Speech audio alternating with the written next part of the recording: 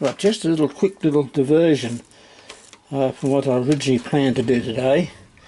I'm going to actually do a rock cutting, but while I was digging around in my box of tricks, I found some of the trees that I mentioned about in my last video.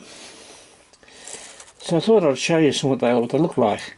Now this thing here is a little pine tree that you can buy commercially. And as you can see, it's plastic and it's very bright ghastly green. Well, that's the way they sell them from toy train shops. But if you want to use them for modelling, what you can do is you can get exactly the same tree. You spray it with a mixture of hairspray, which acts like a glue, and you scatter it in a flock material which you get from the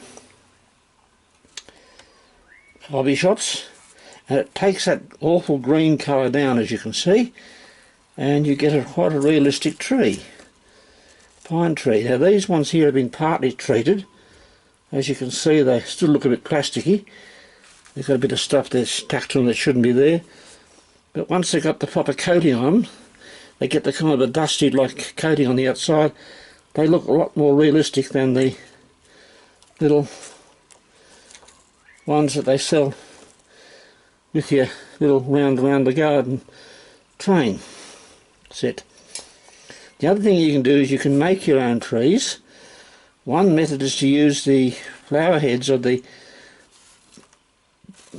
domesticated bamboo, Nandina domestica, which is a little sacred bamboo. It's only about that head, the flower heads, and you can trim the flower heads down, and if you put the scenic material on them, you get a tree like that. That one there's a little bit battered, of course. It's been in storage, as you can see, and it's a little bit battered. The little branches that are like this, you use as shrubs around underneath. And here's one that's been put together. Again, it's been in storage, a little bit damaged, but that looks like autumn colours.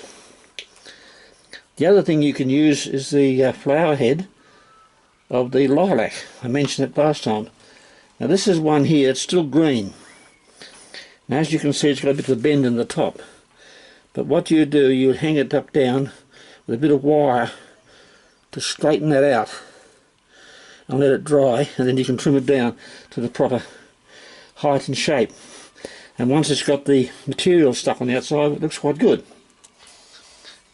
That's another little shrub that was just kind of put together, a bit flattened. It's been in storage, so it's a bit flattened. Another thing you can use too are these little tiny pine cones. Now, I'm not too sure the name of the tree that they come off, but they're like little pine cones, as you can see. And if you spray them in glue and paint them green, they look like the little tiny book pines you see down the sides of roads, etc. Anyway, that's all I've got about those trees. Next video will be about the starting the work on the that rock face I promised.